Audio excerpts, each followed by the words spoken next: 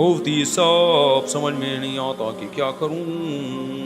ذریعہ معاش کے لیے آپ کا بیان سن کر موبائل مارکیٹ میں موبائل بیچتا ہوں گھوم پھر کر, لیکن اس سے میرا گزارا نہیں ہوتا, گھر پر کچھ نہیں دے پاتا. آپ بتائیں کیا کروں, نوکری ملتی نہیں, اپنا کام چلتا ہے بہت مشکلات سے.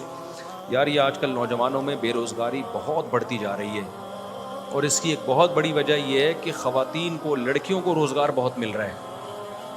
ایک شخص نے مجھے بتایا کہ میں یونیورسٹی میں میرا ایڈمیشن صرف اس چکر میں نہیں ہوا کہ لڑکوں کی سیٹیں پوری ہو چکی تھیں, باقی سیٹیں کس کو دی ہیں؟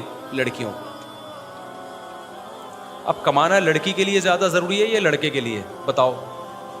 یہ کامن سینس کی بات ہے نا. لیکن دھڑا دھڑ لڑکیوں کو گورنمنٹ روزگار دے رہی ہے, ان کو موٹیویٹ کیا جا رہا ہے. اس سے مردوں کا کیا ہو رہا ہے؟ بیڑا غرق. تعلیم کے دروازے بھی بند ہو رہے ہیں اور روزگار کے دروازے بھی مردوں پہ بند ہو رہے ہیں. اتنی ویکینسیز تھوڑی ہے آپ کے پاس کہ سب کو کھپا دو آپ, تو وہی بیڑا غرق ہو جائے گا تھوڑے دنوں میں جا کے سوسائٹی کا. تو اب یہی میں آپ کو دل سے دعا ہی کرتا ہوں, اللہ آپ کو اچھا روزگار دے. مجھے پتا ہے کہ بے روزگاری کی ٹینشن مرد کے لیے سب سے بڑی ٹینشن ہے یہ. تو ایک مشورہ میں دے سکتا ہوں کہ دیکھو, کسی کام میں عار محسوس نہ کرو. ہمارے یہاں نوجوانوں کو مشورہ دیا جاتا ہے, بھائی تو اوبر چلا یار, 10 گھنٹے چلا لے, کچھ تو آئے گا نا. نہیں میں گاڑی کیسے چلاؤں میں؟ ابے بھائی تو ٹماٹر کا ٹھیلا لگا لے, فی الحال ابھی یہ کام کر لے. پھر آپ اپنا ہدف یہ بناؤ کہ ابھی تو میں ٹھیلا لگا رہا ہوں, کل میں ٹھیلا نہیں لگاؤں گا, کل میں سبزی منڈی میں, وہ جو آڑتی کہتے ہیں اس کو, آڑتی کہتے ہیں نا, کروڑوں روپے کما رہے ہوتے ہیں آڑتی, وہ سب ٹھیلوں سے ہی شروع کیا ہوتا ہے انہوں نے. ہمیشہ تھوڑی آپ ٹھیلے پہ رہو گے, تو کچھ تو ہلو جلو کچھ کرو, آپ محنت کرو. محنت نہیں کرتے اس کا بڑا نقصان ہوتا ہے. پتہ ہے کیا کرتے ہیں ہمارے نوجوان؟ جیسے انہوں نے بتایا کہ میں موبائل مارکیٹ میں گیا تو کچھ آمدنی نہیں ہوئی تو میں چھوڑ چھاڑ کے بیٹھ گیا. ابے بھائی تو 1 سال کا تو ہدف بنا کہ 1 سال کنٹینیو میں نے محنت کے ساتھ ایک کام کرنا ہے.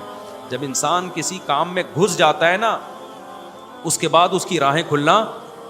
میں ایسے پشتو بولنے والوں کو جانتا ہوں کوئٹہ اور پشاور کے, چھوٹے سے کام سے انہوں نے شروع کیا لیکن جت گئے اس میں.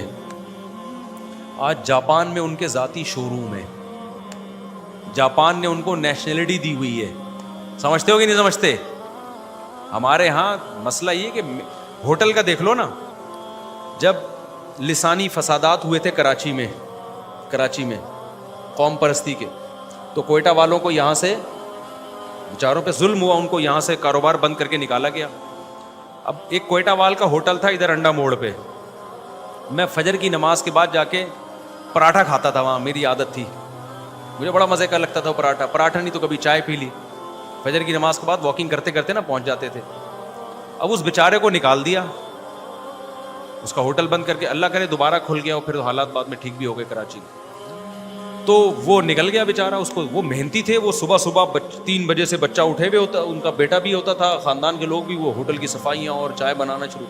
اب میں جب گیا ہوں نا, جس کے بندے کے ہاتھ میں آیا وہ ہوٹل, میں گیا ہوں تو وہ پڑا ہوا خراٹے لیا ہوا سو رہا ہے. وہ کراچی کا ہی وہ لونڈا تھا, اس کمبخت سے اٹھا ہی نہیں جا رہا صبح کو. میں نے کہا اس کا باپ چلائے گا یہ ہوٹل, صحیح ہے نا.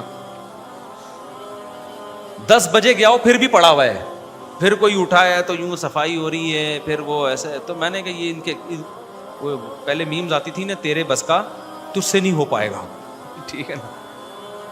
تو آپ یہ جو ہوٹل چلانے والے لوگ ہیں نا, جن کے بزنس ہیں, آپ جا کے ان کی محنت تو دیکھو. 3 بجے سے اٹھے ہوئے ہوتے ہیں, وہیں سے وہ چائے بنانا شروع کر دیتے ہیں, ہوٹل کی صفائیاں ہو رہی ہیں, اور ایسے ایکٹیو نظر آئیں گے. پوستیوں کا کام تھوڑی ہے بھائی. تو آپ کا کیا خیال ہے پہلے دن سے ایسا ہو گیا ہوگا؟ قطعاً نہیں. میں ایک سبزی والے کو دیکھا, ریڑھی لگا کے سبزی بیچتا تھا. ہم نے تو زندگی اسی سوسائٹی میں گزاری ہے بھائی. سبزی بیچتا تھا ریڑھی لگا کے, اور پھر اس نے اتنی محنت کی ہے, بالآخر اس کی بہت بڑی شاپ بن گئی. پھر سبزی منڈی میں چلا گیا. تو جو کام کریں نا, ایک دم سے نوٹ گرنا نہیں شروع ہو جاتے, جد جائیں اس کام میں, محنت کریں, اس کے بعد جا کے پھل ملتا ہے.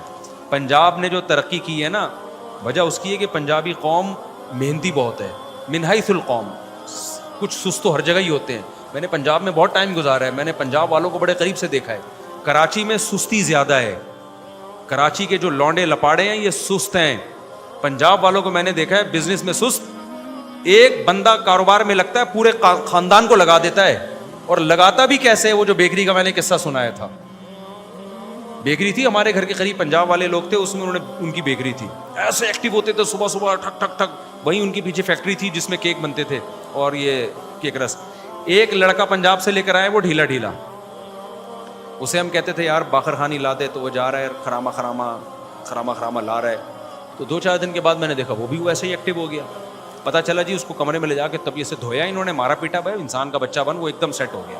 ہمارے ہاں اردو اسپیکنگ میں یہ چیز بولو نہیں ہے, کوٹنے پیٹنے کا تو ہے ہی نہیں اردو اسپیکنگ میں, وہ اسی میں ہے, آداب تمیز میں ہی برباد ہو جاتے ہیں.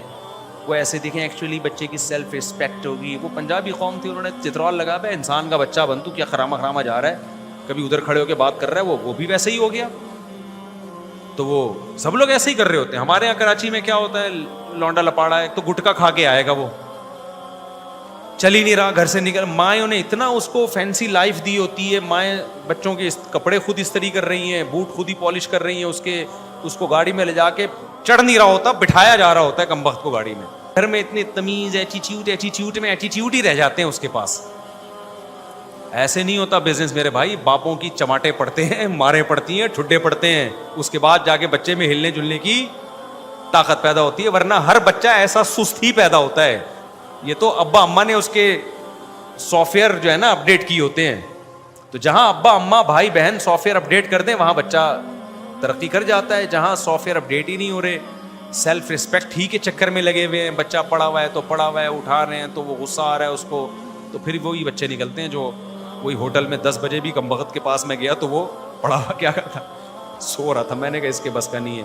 پھر وہ کہتے ہیں کسی نے جادو کر دیا ہوٹل پہ, ہوٹل چل نہیں رہا, کسی نے تعویذ کر دیا ہے, کسی نے یہ کر دیا ہے. ایک اور صاحب ہمارے جاننے والے, انہوں نے بڑی بہترین دکان کھولی, میں دکان نہیں بتاؤں گا, شاپ, کہ وہ سمجھ نہ جائیں کہ میری بات ہو رہی ہے. اب وہ ٹائم کے لحاظ سے اپڈیٹ نہیں کر رہے اپنے آپ کو نا, وہی جو ابا نے دکان ڈال دی تھی اسی طرح سے چل رہی ہے.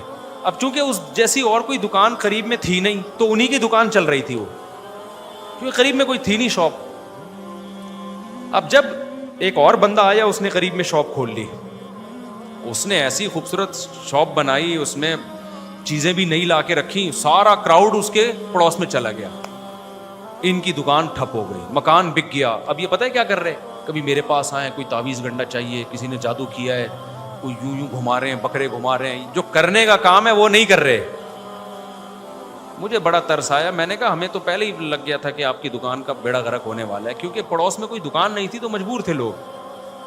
تو سست آدمی دنیا میں کہیں بھی بولو نہیں چل سکتا, کہیں بھی کامیاب نہیں ہو سکتا. سب سے پہلے اپنے آپ کو ایکٹیو کرنا پڑے گا. اور یہ جو میں بار بار کہتا ہوں, صبح اٹھ کے جاگنگ کرو, جم جاؤ, یہ چست بنانے کے لیے, کیونکہ جس کو اپنی صحت پہ کنٹرول نہیں ہے وہ چست ہو ہی نہیں سکتا. یہ ذہن میں رکھو, وہ ہو ہی نہیں سکتا. صحت خراب ہو جاتی ہے تو سست.